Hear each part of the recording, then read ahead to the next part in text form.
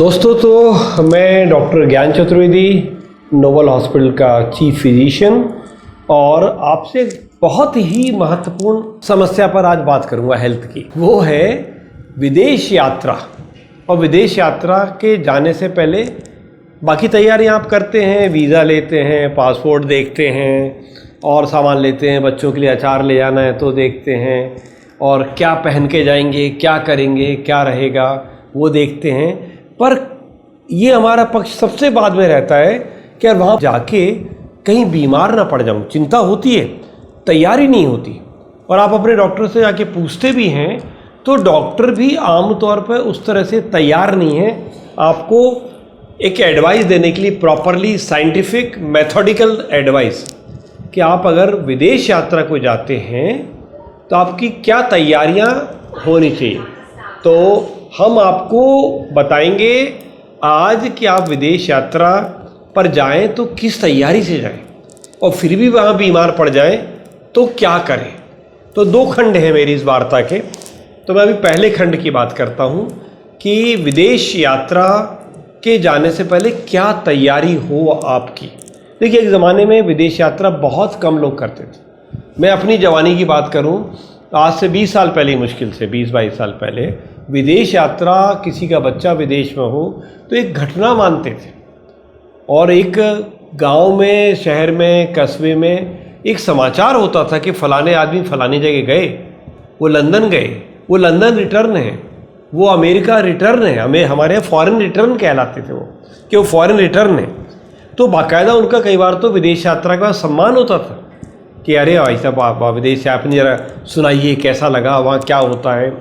होते होते होते आज ये हाल है कि आपके हर घर से कोई ना कोई बाहर है, विदेश है, बच्चे हैं, जॉब के लिए जाते हैं, वरना विदेश यात्रा आप टेम्परेरी करते हैं, कोई प्रोजेक्ट लिया हुआ है।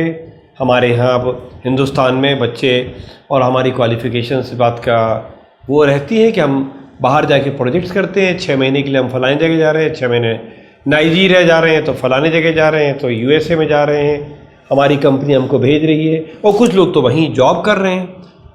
फिर ऐसे लोगों का बहुत बड़ी बहुतायत है जिनके बच्चे विदेश में चले गए, और वो अब मेरी उम्र में हैं, 50, 60, 70 साल के लोग। उनके बच्चे वहाँ पर हैं, बुला रहे हैं, वहाँ पे सर्वेंट्स नहीं मिलते। ऐसा नहीं कहते कि माँ बाप को सर्वेंट की तौर पे बुलाते हैं, पर उनको कोई ऐसा डिपेंडेबल नहीं मिलता जो उनके बच्चों को बड़ा कर सके, रहे। तो वो आपको बुलाते रहते हैं, बीच बीच में जाइए, उनके बच्चों को देखिए, उनकी डिलीवरी हो रही है तो देखिए। तो माँ बाप को जाना पड़ता है विदेश यात्राओं पर, जो कि ज़्यादा उम्र हो गई है, जिनको 60 साल, 70 साल, 80 साल तक के लोग मेरे पास आते हैं कि सर जा रहे हैं, बिटिया वहाँ पर है, उसकी डिलीवरी होने वाली है, या उनको ऐसा है वैसा है, हमें जाना है। तो एक बड़ा रेंज है। यंग बच्चे जॉब के लिए जा रहे हैं, प्रोजेक्ट्स के लिए जा रहे हैं, मिडिल क्लास, मिडिल एज के लोग कहीं प्रोजेक्ट है, कहीं उसके लिए जा रहे हैं, यात्राओं पे जा रहे हैं। और फिर ज़्यादा उम्र के लोग अपने बच्चों के पास जा रहे हैं, या जब सब चीज़ों से, दुनिया से निपट लिए, तो अब हम विदेश यात्राएं कर रहे हैं एक टूरिज़्म के लिहाज से। और हम कहीं भी जाना चाहते हैं, और जो जवानी में काम नहीं किए वो हम सब काम करना चाहते हैं विदेश यात्राओं पर जाके। और हम ऐसी ऐसी जगह जाते हैं जिसका हमें ख्याल नहीं था, जहाँ सर्दी बहुत है, जहाँ बर्फ़ पड़ी हुई है, जहाँ ऊंचाइयाँ हैं, नीचाइयाँ हैं, समंदर है, और हम वो सारे काम करना चाहते हैं। बंगी जंपिंग करना चाहते हैं, हम सी वॉक करना चाहते हैं, हम ऊपर से कूदना चाहते हैं, हवा में उड़ना चाहते हैं, पैराग्लाइडिंग करना चाहते हैं। उम्र निकल गई है, पर वो एक मन में तमन्ना है कि जवानी में कर नहीं पाए। सुना सुना था, फोटो में देखी थी कैसा होता है, और देखिए अब हमें मौका मिला है और अब हम करेंगे। अरे हो गया, क्या हुआ, हार्ट का है तो क्या हुआ, बीपी है तो, क्योंकि इस उम्र तक आते आते आप ऐसे डायबिटिक होते हैं, ब्लड प्रेशर निकल आता है, एक आध का बाईपास सर्जरी हो जाती है, एक आध की एंजियोप्लास्टी हो जाती है, इवन पैरालिसिस हुआ था, रिकवर कर गए। ऐसी बहुत सारी चीज़ें हो जाती हैं, आपका वेट बढ़ जाता है, वेट कम हो जाता है, 50 बीमारियां हैं, दवाइयां लेते हैं, उत्साह है मन में। तो आपको ये मन में आना चाहिए कि जा तो रहे हो, इन चीज़ों में कितना कर पाओगे, कितना नहीं कर पाओगे, ये सारी तैयारियां आपके मन में होनी ही चाहिए। जज्बा है जो काबिल तारीफ़ है, पर एक अलग किस्म की मेडिकल चुनौती है ये कि आप क्या करेंगे और क्या नहीं करेंगे वहाँ जाके। और एक और है, वहाँ मान लीजिए अचानक बीमार पड़ गए आप, कभी सोचा आपने कि वहाँ जाके बीमार पड़ जाए, अपरिचित जगह, कुछ दिनों के लिए आए थे, अपरिचित भाषा भी कई बार है। बहुत सारे यूरोपीय देश ऐसे हैं जहाँ अंग्रेजी नहीं कोई समझ रहा, आप अंग्रेजी समझ के समझते हैं पूरा हम बाहर जाएंगे तो अंग्रेजी बोल के सबको समझा लेंगे। बहुत सारे देश हैं ऐसे जहाँ आपके पास भाषा आपकी कोई समझ ही नहीं रहा, वो अपनी भाषा बोल रहा है, आप अपनी भाषा बोल रहे हैं, आपकी बात ही समझ में नहीं आ रहा। वहाँ दूसरे नाम से दवाइयाँ मिल रही हैं, दवाई वही है, पर आप दवाई की दुकान पे जाएंगे और दवाई आपको किसी और नाम से मिल रही है, जो कि आप बता रहे हैं, अपना डॉक्टर का पर्चा दिखा रहे हैं, वो समझ ही नहीं रहा।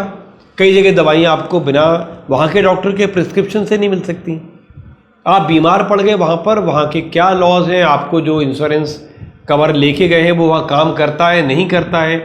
आप किसी टूरिज्म या किसी टूर के साथ गए हैं, उसमें सारे बाकी टूर वालों को आगे बढ़ना है, वो उस जगह 2 दिन के लिए आए थे, आपने 4 देश कवर करने हैं, तो वो आपको छोड़ के आपको वो इंश्योरेंस का पकड़ा के और आपको भर्ती करा के चले जाएंगे। बहुत खतरनाक है, बहुत डरावना है ये थॉट कि आप एक अपरिचित देश में जाकर अचानक बीमार पड़ जाए। आपके पास उतना पैसा नहीं होता, वहाँ के खर्चे नहीं पता, आपको इंश्योरेंस क्या पार्ट कवर कर रहा है ये नहीं पता, वहाँ की मेडिकल व्यवस्था का क्या हाल है ये आपको नहीं पता। तो आपको पहले ही इस तैयारियों से जाना चाहिए कि आप कहीं बीमार ना पड़ जाएं, इसकी तैयारी होनी चाहिए। तैयारी ये होनी चाहिए कि मैं बीमार ना पड़ूं, इस तैयारी से आपको विदेश यात्रा के लिए जाना चाहिए, वरना आप रोकिए, उस तरह से मत जाइए। देखिए आंकड़े कुछ बताता हूँ आपको, जितने लोग विदेश यात्रा के लिए जाते हैं तो 5% को वहाँ पर कुछ बीमारी हो सकती है जहाँ डॉक्टर की ज़रूरत पड़ जाए। 1% उसमें से इतना सीरियस हो सकते हैं कि उन्हें भर्ती होना पड़ता है। ये हमारे आंकड़े, उपलब्ध आंकड़े बोलते हैं कि उसमें से 1% को भर्ती हो जाना पड़ता है।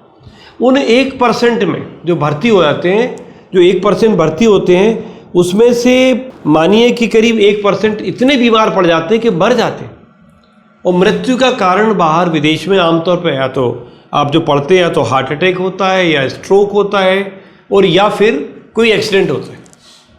तो ये सारी चीज़ें, अगर आप पहले से हार्ट के पेशेंट हैं आपको ज़्यादा डर रहे, अगर आप डायबिटिक और ब्लड प्रेशर के मरीज हैं आपको ज़्यादा डर रहे, आपका अगर उम्र ज़्यादा हो गई है, आप 60-70 साल के आसपास कहीं घूमने जा रहे हैं तो आपको ज़्यादा डर है। तो आपको बहुत कुछ प्रश्न आप अपने आप से पूछिए। मैं आपसे ये कहूँगा कि हमेशा कुछ प्रश्न पूछिए अपने आप से जाने से पहले, क्या मैं वास्तव में इस यात्रा के लिए फिट हूँ, मुझे कितनी बीमारियाँ, मुझे यहाँ रहते हुए कितना स्वस्थ महसूस होता है, मैं यहाँ कितना वॉक कर लेता हूँ, यहाँ मैं कहीं चढ़ता भी हूँ, कभी सीढ़ियाँ नहीं चढ़ता, वहाँ पहाड़ चढ़ जाऊँगा और यहाँ मैं सीढ़ियाँ भी नहीं चढ़ता, यहाँ मेरी कितनी एक्टिविटी फिजिकल है, अकॉर्डिंगली वहाँ की एक्टिविटी भी आप तय करोगे ना, तो आप कितने फिट हैं।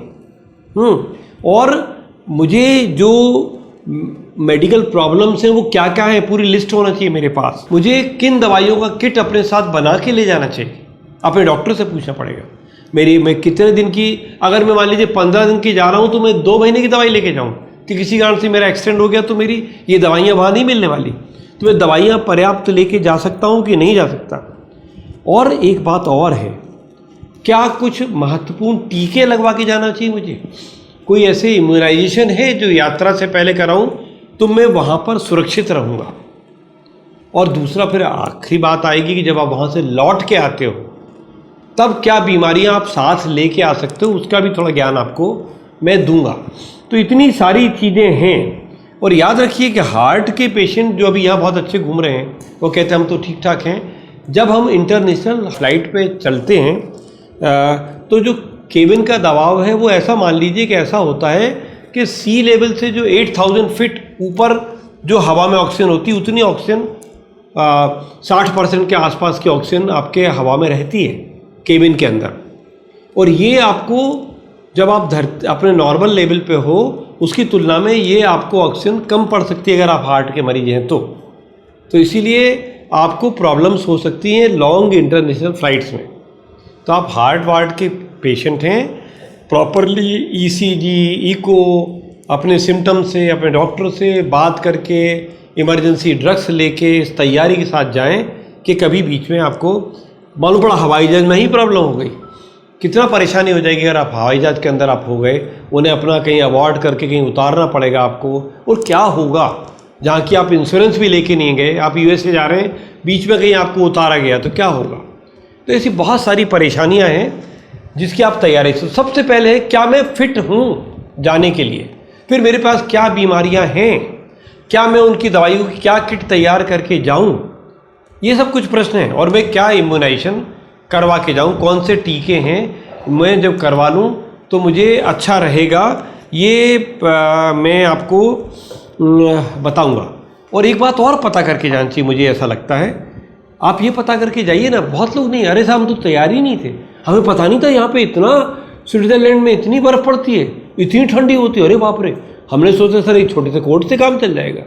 वहाँ का मौसम क्या है, वो मौसम कितना तेज़ी से बनता बिगड़ता है। आजकल सब चीज़ें गूगल पे उपलब्ध हैं, सब चीज़ों की सूचनाएं हैं, आप लेना चाहें तो पहले जिस जगह जा रहे हैं वहाँ का इस समय और आगे पीछे मौसम कैसा रहता है, मौसम में क्या बदलाव आते हैं, ये आप देख के जाएं।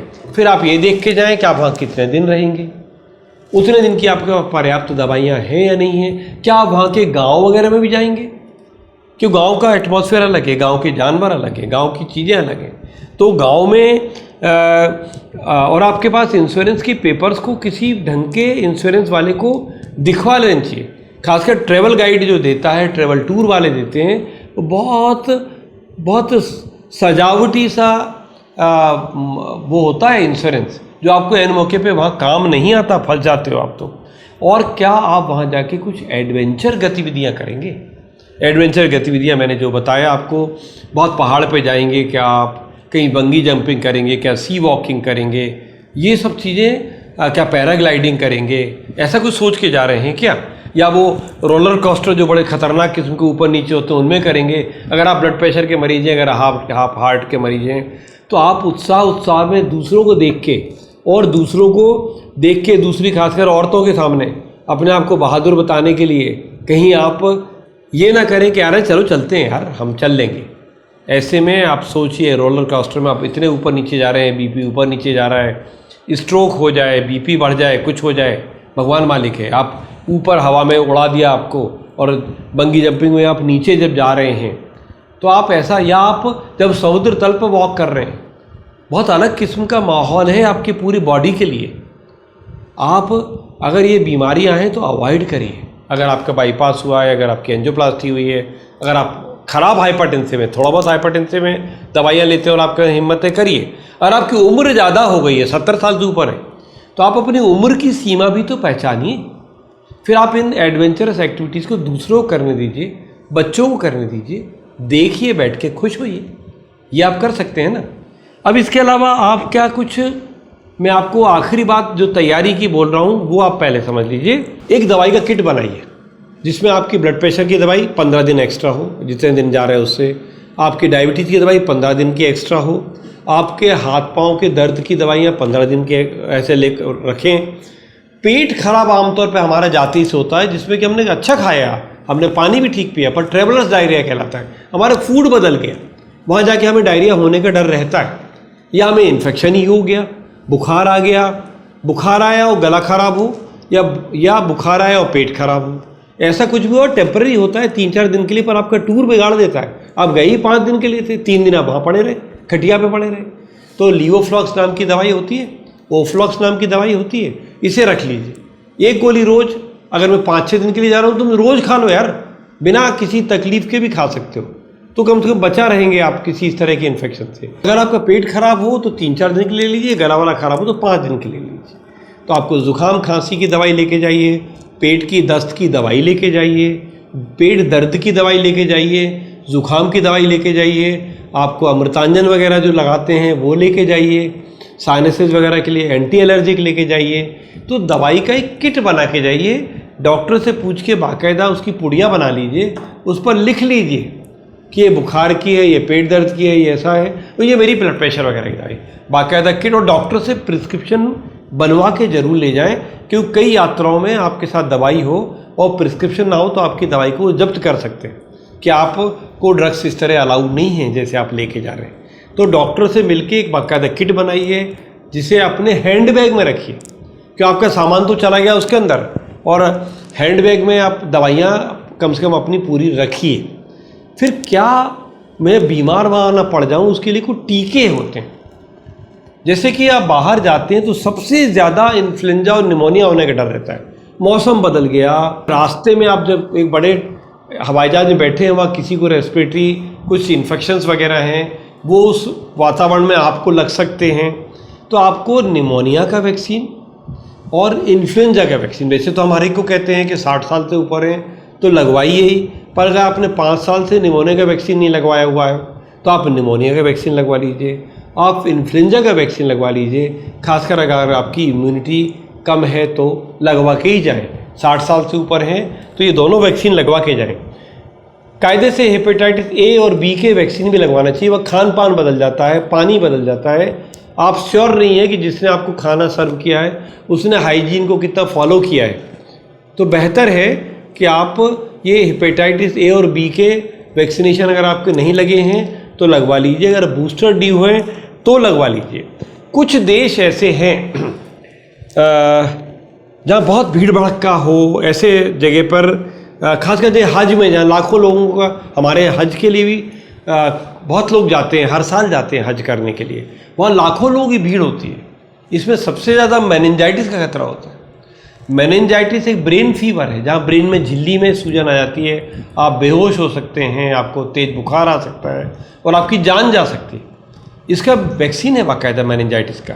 तो अगर आप हज वगैरह पे जा रहे हैं तो आपको मेनिंजाइटिस का टीका लगवा के जाइए। आप अगर अफ्रीका जा रहे हैं, अगर आप साउथ ईस्ट एशिया तरफ जा रहे हैं तो मेनिंजाइटिस का वैक्सीन लगवाएंगे तो बेहतर रहेगा। यहाँ पर ये ज़्यादा बीमारियाँ हैं और भीड़ भाड़ में आप जाओगे तो इस बात का संभावना है। क्या मुझे टाइफाइड और हैजा का भी टीका लगवाना चाहिए? हैजा का टीका आजकल कोई नहीं लगाता, इतनी वाटर और उसका इतना अच्छा हो गया है कि हैजा तो नहीं होता। टाइफाइड का ओरल वैक्सीन भी आता है, इंजेक्शन भी आता है। ये आप अगर जा रहे हैं बाहर ऐसे देश में जहाँ खूब होता है, पाकिस्तान जा रहे हैं, बांग्लादेश जा रहे हैं, इन तरह के हमारे इस तरफ के एशियन देशों में जा रहे हैं, तो चांस इस बात का, वियतनाम जा रहे हैं, खूब जाते हैं आजकल लोग, श्रीलंका जा रहे हैं, तो मुझे लगता है कि आप टाइफाइड या इसका वैक्सीन, वैसे टाइफाइड और इसका वैक्सीन मुश्किल से 60% उसकी इफ़ेक्टिवनेस है, 40% फिर भी आपको हो सकता है। तो आपको खान पान का, वहाँ हाइजीन का ख्याल तो खान पान की रखना ही पड़ेगा, पर फिर भी अगर टाइफाइड का वैक्सीन लगवाएंगे तो अच्छा रहेगा। अफ्रीका अगर आप जा रहे हैं, जहाँ सहारा रेगिस्तान तरफ का अफ्रीका है, भूमध्य रेखा से जुड़े हुए जो साउथ अमेरिकन देश हैं, वहाँ पे येलो फीवर होता है। वैसे तो वो येलो फीवर के वैक्सीन के बिना आने नहीं देते आपको, और येलो फीवर हमारे सरकारी उसमें सेटअप में ही लगता है। तो ऐसे देशों में जा रहे हो तो आप येलो फीवर का लगवा के टीका जाइए। और अनफॉर्चुनेट है, ये हमें अपने देश पर इस तरह कमेंट करने का भी ख़राब लगता है, पर हमारे यहाँ लोग येलो फीवर तक के झूठे सर्टिफिकेट बना के और चले जाते हैं। कौन लगवाए टीका? अरे कि हमें थोड़ी हो जाएगा, चलते हैं यार, 5 दिन को तो जाना है, 10 दिन को तो जाना है। आप झूठा सर्टिफिकेट बना के येलो फीवर का मत चले जाएं। आप कृपया अगर हेल्दी रहना है तो वैक्सीन लगा के जाएं। वैक्सीन है, लगवा सकते हैं, आप अफोर्ड कर सकते हैं। आप केवल लापरवाही में हैं कि कौन लगाए यार, नहीं है। और ये कि हम ना मरब मरी है संसारा, कि अरे भाई हमें थोड़ी होगा यार, किसी और को होगा, आपको भी हो सकता है। तो आप ऐसा मत करिए। रेबीज़ का टीका बहुत इंपॉर्टेंट है, और डिफ्थीरिया और टिटनस का टीका भी बहुत इंपॉर्टेंट है। ये अभी भी बीमारियां कभी भी आपको हो सकती हैं, तो ये डिप्थीरिया और टिटनस का एक कंबाइंड वैक्सीन आती है। अगर आप लंबे समय से कहीं जा रहे हैं और आपने पिछले 10 साल से ना लगाया हो, तो मैं आपको सजेस्ट करूँगा कि आप खासकर उन देशों में जहाँ ये बहुत होता है, आप ज़रा सा ये वैक्सीन लगवा के जाएंगे। खासकर आपकी एज अगर ज़्यादा है, वल्नरेबल एज है, तो आप ज़रूर लगवा के जाइए। रेबीज़ कहाँ कॉमन है? हमारे पाकिस्तान में स्ट्रीट डॉग्स हैं, श्रीलंका में, वियतनाम में, और ख़ासकर अगर उसके गाँव में जाते हैं, तो अगर आप ऐसा कोई यात्रा पे जा रहे हैं, किसी टूर पे जा रहे हैं, कुछ काम पे जा रहे हैं, जहाँ आप गाँव में अंदर भी जाएंगे, वहाँ पे बहुत स्ट्रीट डॉग्स हिंदुस्तान की तरह ही हैं, और वो आपको काट लें और रेबीज़ हो जाए तो बहुत मुसीबत में पड़ जाएंगे आप। तो हमेशा ऐसे देशों में जाएं तो वैक्सीन, 3 वैक्सीनेशन के टीके वैक्सीन के लगवा लें। और बाय द वे वहाँ किसी रेबिटिक डॉग ने आपको काट ही लिया तो वहाँ पर 2 वैक्सीन और लगा लीजिए रेबीज़ के। तो रेबीज़ के वैक्सीन आप इन देशों में, कुछ देशों में जहाँ जाएं तो आप लगा लीजिए। किट क्या बनाएंगे? जो नियमित दवाई चल रही हैं उनका किट बना के रखें, 10-15 दिन का अतिरिक्त डोज लें। बुखार दस्त वगैरह की मैंने दवाइयाँ जो बताई वो रख लें अपने पास। एक ब्रॉड स्पेक्ट्रम एंटीबायोटिक, मैंने आपको लियोफ्लॉक्स का डोज दिया था, लिखा था। आपका डॉक्टर कुछ और देता है, उससे पूछ के जाइए। पेशाब में जलन हो जाए तो क्या करूँगा, उल्टी दस्त हो जाए तो क्या करूँगा, क्योंकि ये ऐसी चीज़ हैं जो आपका टूर बिगाड़ देंगे। पेशाब में जलन है, आप चल ही नहीं पाएंगे, 2-2 मिनट में पेशाब जाएंगे, कहाँ किस टूर में बैठेंगे आप। तो पेशाब की जलन हो जाए, यूटीआई हो जाए, फीमेल में खासकर पेशाब रोक के कैसे बैठेंगे, बहुत कठिनाई हो जाती है। तो इनकी ब्रॉड स्पेक्ट्रम एंटीबायोटिक और कुछ दवाइयाँ साथ में लेके जाएं। एलर्जी की दवाइयाँ ज़रूर लेके जाएं।